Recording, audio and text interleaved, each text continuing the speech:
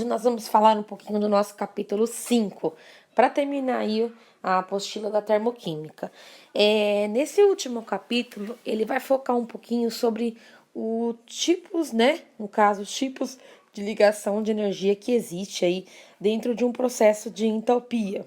Então, para a gente começar, nós vamos falar aqui sobre os processos de entalpia de ligação. Então, quando eu tenho uma variação de entalpia, onde ocorre aí uma ligação de energia, ocorre aí, gente, a quebra de um mol de determinado tipo de ligação química de uma substância em fase gasosa. Então, no caso, gente, eu vou ter aí um processo de diminuição de um sistema aí, no caso da minha molaridade. Na primeira reação que nós temos aí, eu tenho o sistema aqui da molécula de Cl, que ela está aí no estado gasoso. Automaticamente a gente consegue perceber que nós temos aí dois sistemas que tem a minha composição de Cl. Então eu tenho Cl, né, com uma ligação com outro Cl.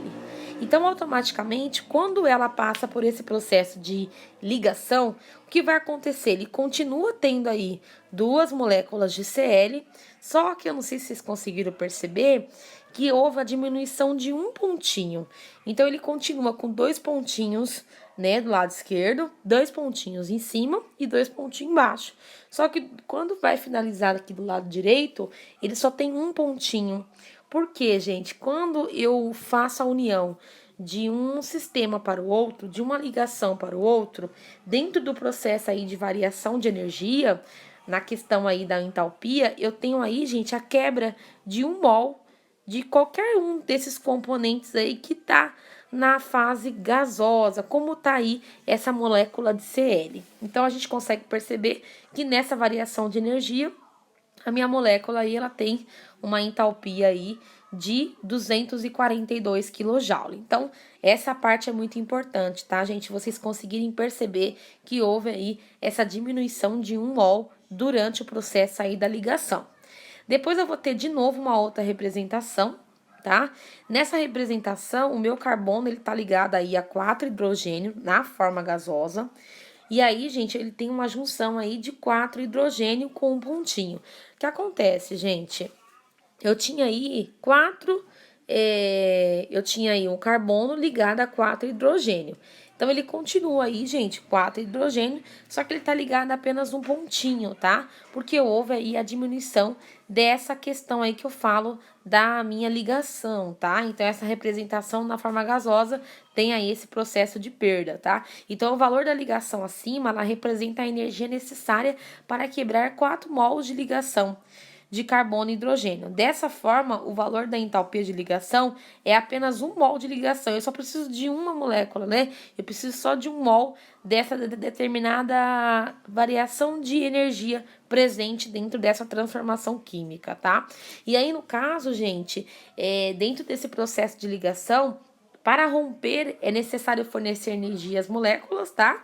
Que vai sempre envolver a transferência. Então, quando eu falo assim, que eu vou fornecer energia, eu tô falando o quê, gente? Eu tô falando que as minhas moléculas ao meu redor, elas vão acabar sendo favorecidas, né? Porque vai ter aí o processo aí de transferência de calor, transferência de energia. Aí na tabelinha abaixo eu tenho aí um processo de entalpia, aonde a temperatura padrão é 25 graus Celsius.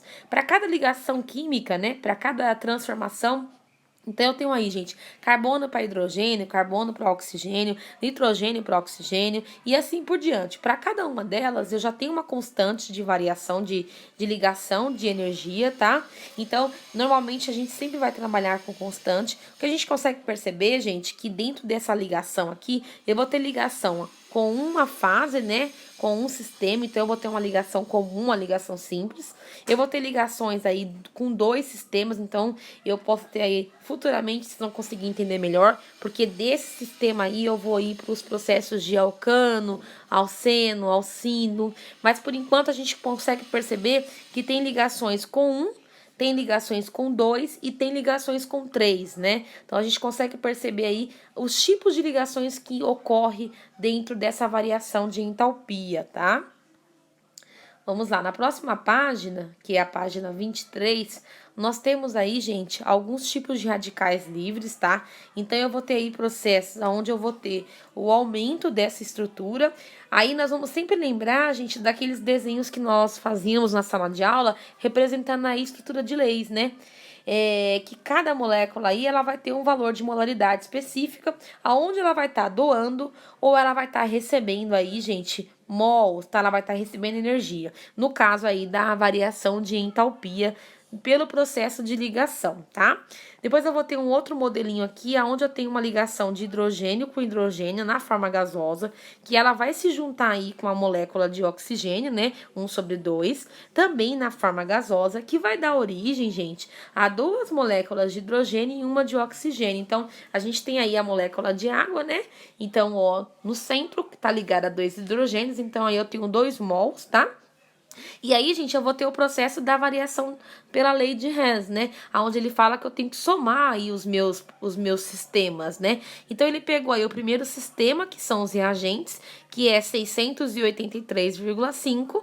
Então, aqui eu tenho as ligações quebradas. Por quê, gente? Por que ligação quebrada? Porque eu tenho hidrogênio e oxigênio. Então, eu somando essas duas, eu tenho aí uma energia de 683,5. E no meu produto, que é a ligação que se formou, né? Aonde eu não tenho processos aí de perdas, eu tenho aí menos 926 kJ. No caso, é um processo exotérmico. Por que é exotérmico? Porque ela é negativa, tá? E lá nas ligações quebradas, que são os meus reagentes, eu tenho aí um processo endotérmico, porque o meu valor tá positivo. Então, aí eu jogo pela lei de Hess, tá? 683,5 mais menos 926, e que vai ficar aí negativo 242,5. Então, sempre é importante a gente analisar quem é o meu reagente, quem é meu produto, porque fazendo assim, gente, eu conseguindo enxergar quem é meu reagente e quem é meu produto, eu consigo chegar na equação final. Eu vou ter aí a soma dos meus processos, né? Que vai dar aí a minha equação formada. Então, normalmente nos meus reagentes, eu sempre vou ter mais de um, que vai formar o meu produto, que vai ter aí o valor específico que eu vou somar pela equação da lei de Hess, que eu vou achar aí o meu valor final, tá? Então, o que eu acabei de falar para vocês, tá representando aqui a variação de ligação de energia entre oxigênio e hidrogênio. Eu tenho uma constante aqui, tá, gente? Que é 462,7 kJ por mol. Normalmente, pessoal, nos exercícios, eles já dão essa constante, esses valores, tá? E aí, ele sempre dá os valores dos reagentes e os produtos para você descobrir qual que é o valor final aí no processo da variação da lei de Hess. Independente se é uma ligação de entalpia, eu sempre vou estar utilizando a equação padrão, tá, gente? Então, é importante a gente, na hora de estar fazendo os exercícios, analisar, né, fazer a interpretação de dados, porque assim vocês não conseguem se perder, e é uma constante, né, gente? Entendendo esse processo da lei de Hess e da entalpia padrão, você sempre vai se lembrar, dentro do processo da variação de ligação, como que ocorre aí essas variações de energia dentro de uma equação termoquímica. Eu espero que vocês tenham conseguido entender. Qualquer dúvida, pode entrar em contato com a prof, tá? E também a gente tem as nossas aulas de videoconferência e nós vamos sanar todas as dúvidas que forem necessárias, tá bom, galera? Muito obrigada, até mais!